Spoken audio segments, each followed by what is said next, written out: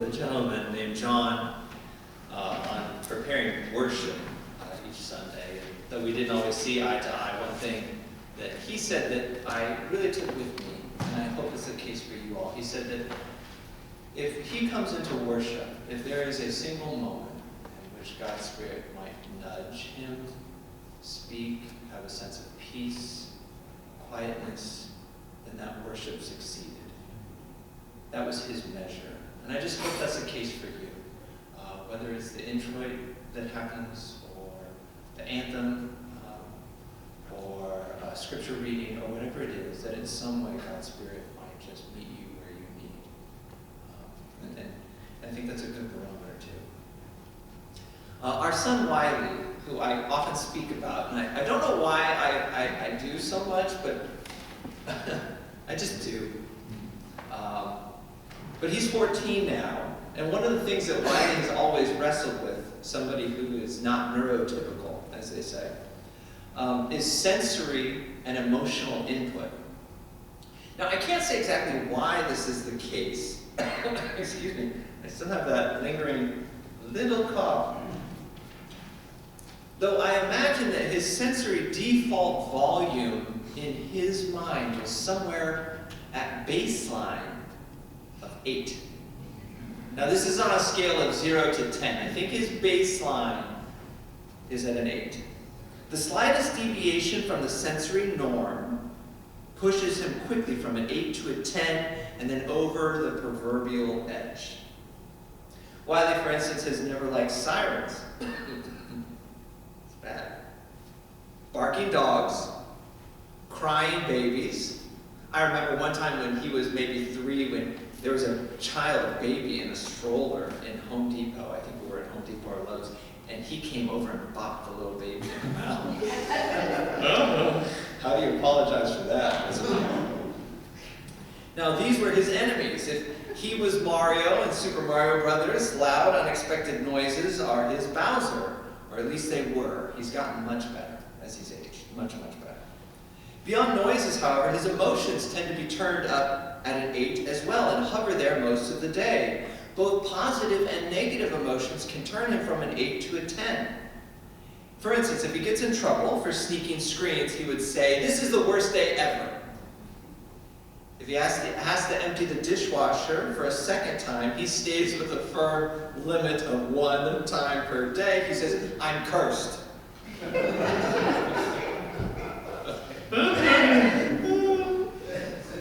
Even positive emotions can be difficult for him to handle. If he's lauded for playing a piano solo, he used to take piano, he wants to quickly turn down that volume. No, don't clap.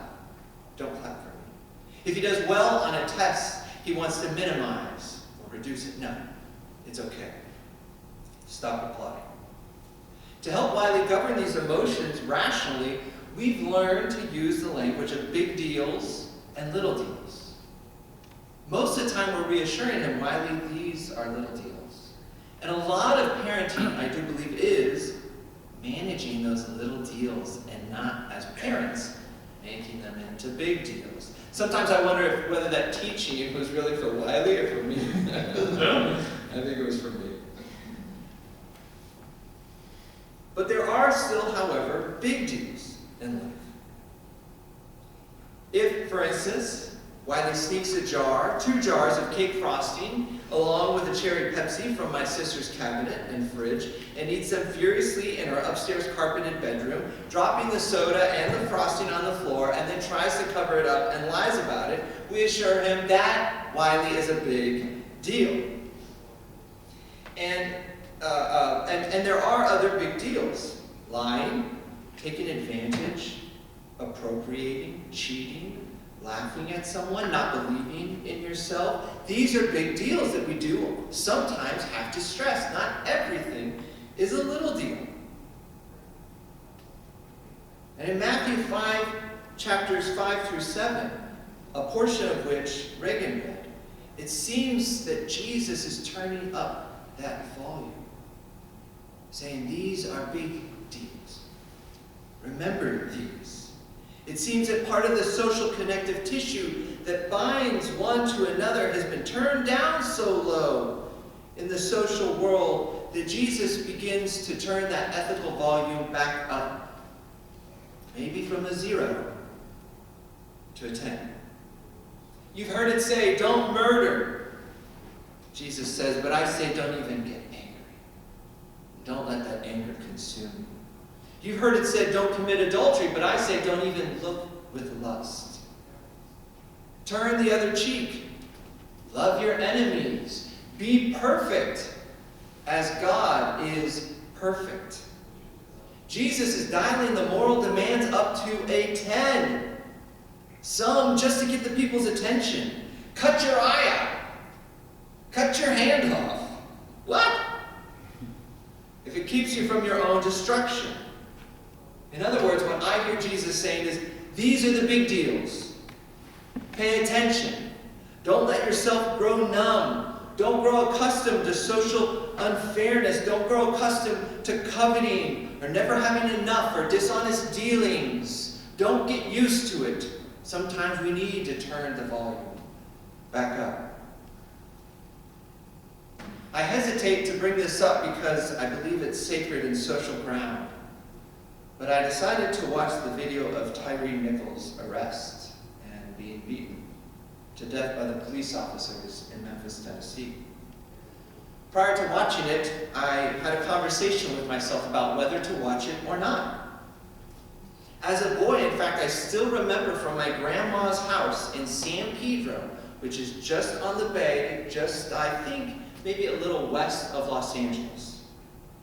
I could see the smoke rising from the protests, and yes, some riots in Los Angeles after Rodney King was beaten by police officers. Seeing that video had stayed with me, as does that moment of seeing the smoke from my grandma's house and realizing something was not quite right in the world. After watching as much as I could of the video, after mourning this man and everything about the situation, I asked myself this one question.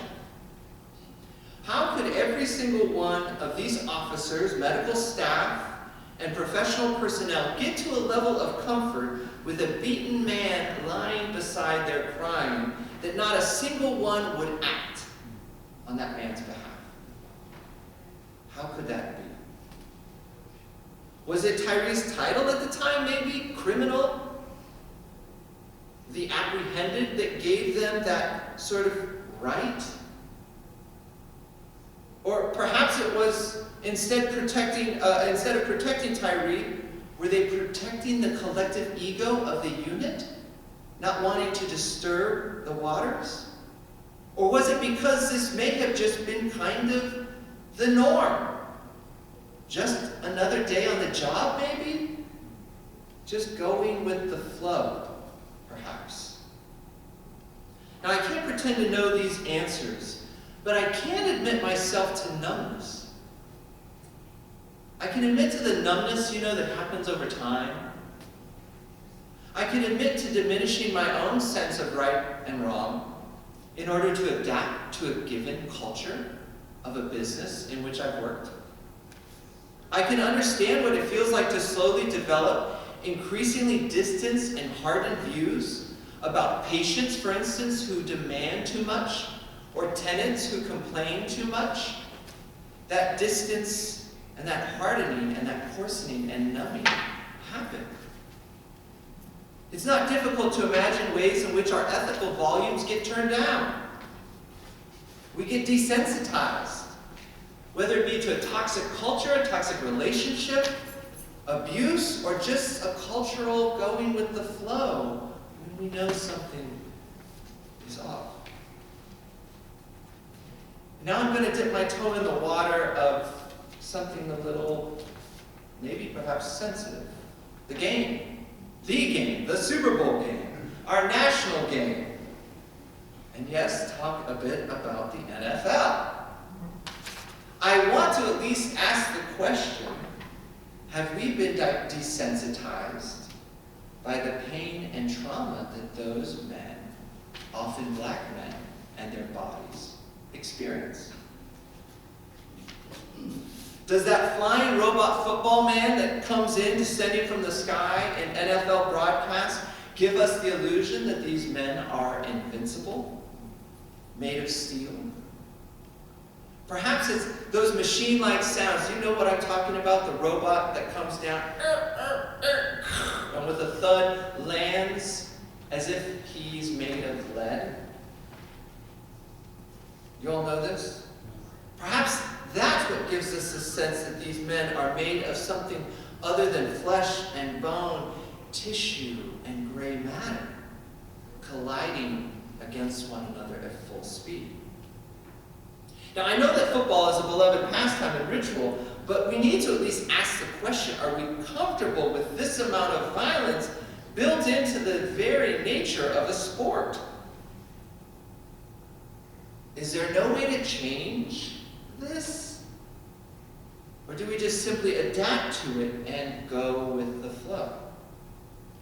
Now, to be blatantly honest, I plan on watching the game. I also plan on praying that we'll figure out a way to protect these men's bodies while they play. And perhaps while we're at it, maybe we can also give a living wage to the cheerleaders. Did anybody read that article? Very interesting. Yes, with all the awareness of the trauma imposed on the body, and not to throw the NFL under the bus here, but I was feeling it as I was typing. With knowing all the trauma done to the brain and body, this sport, yes, does now adhere to a concussion protocol. But just this year, they also extended what was a 16-game season to a 17-game season, maybe extending the profits and not so much the life and the length of these men's bodies. When our moral sensitivity meter gets turned down to a 0, when a robotic character can numb us, when shared cultural norms quiet us, then that's when the heart of Jesus begins to turn up the moral dial. Cut it off. Cut it out.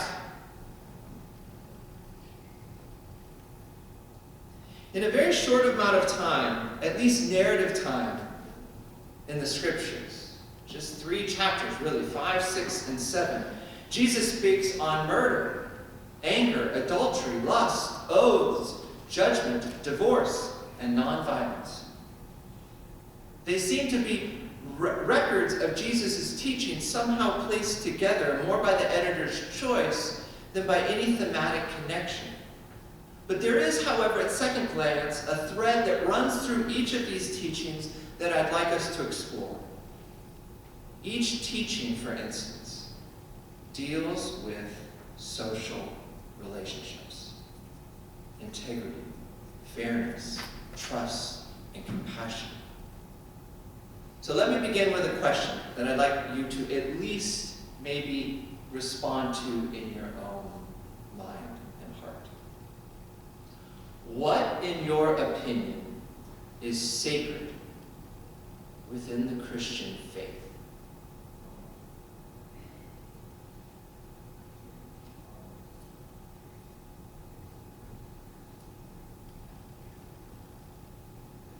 Is it worship?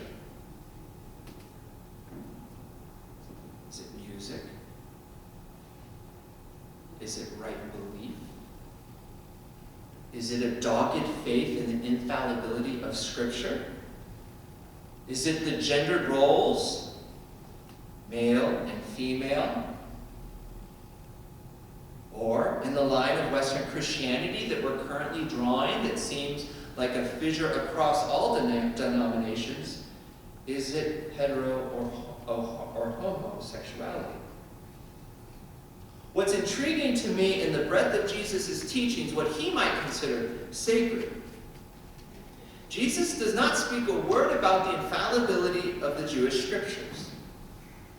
He does speak of fulfilling the entirety of the Jewish law and prophets, but its infallibility is really hardly in question, particularly as Jesus practices a method called midrash, which is to bend and extend the Hebrew scriptures to make them mean and even move beyond, perhaps, their original intent. Jesus also doesn't speak about candles in worship. I don't know if that was on your list. I doubt it. A proper belief that you all must hear to. In fact, he pushed against the Pharisees' rigidity time and time again. Jesus did not say also anything about male and female archetypes. That is, let your male be ultra male, and let your female be very feminine. Now, I'm not arguing that Jesus had a progressive mindset 2,000 years ago. Certainly not on the issue, not on any of these issues. But what does Jesus speak about? Jesus speaks about the relational, the social and global networks that are built on the framework of trust and integrity and compassion and honesty and care. These things, I would say, are sacred within the Christian faith. Now, lest you think I'm exaggerating or maybe just pushing it beyond perhaps where it should be, one need only read the golden rule in Matthew just a few verses later. Matthew chapter 7:12, which reads, "In everything do unto others as you would have them do unto you."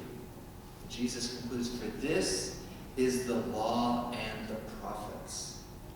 Now, just a window into the breadth of what he's saying. Aside from the writings in the Hebrew Testament, in our Old Testament, the writings would include Psalms, Proverbs, Ecclesiastes, Song of Solomon, and a few others. The law and the prophets are everything else. It's also worth noting that in the Ten Commandments, guess how many govern social relationships? Of those 10, 7 govern social relationships. All the way from the 4th commandment about the Sabbath down to the last one. I don't remember what it is. 7. But all of those govern social relationships. Don't murder, don't covet, don't, commit false perjury. Don't. The remaining 7 talk about how we treat one another. It's about fairness. It's about maintaining social trust. It's about instilling compassion into the nexus of everything. I do also want to mention, though, that this does not mean that we as Christians, or even as faithful people, need to let someone continually break our trust without any accountability or change in the relationship. Your God-given duty is not to grin and bear it. For understanding the weight of social trust, Jesus even allows that if the social trust is broken, and if the contract is broken, particularly in marriage, if the relational integrity is broken, even beyond that of a sexual nature, but when that trust is broken, divorce is sometimes and often the only way to protect ourselves and our well-being and our future. So if I were to answer the question, what is sacred in the Christian faith, I believe I would respond that the social is the sacred. The social is the sacred. You are the sacred. We, those, the others, the neighbor, the immigrant, the foreigner, these are the sacred. So Jesus turns up the volumes. Like the prophets before him who lie in dung, Jesus gets to the place where hands and eyes are less important than the sacred integrity and fairness that binds us together. What's a wonder is that somehow we collectively have inherited a faith so fixed on one's time in the by and by that at times we neglect the here and the now. Even worse, some will rationalize all kinds of evil for the sake of winning a soul. And so the social is sacrificed as opposed to being lifted and being called the sacred.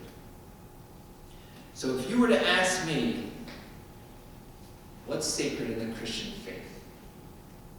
I would simply say you and me. The social is the sacred. Would you just join me in a moment of silence?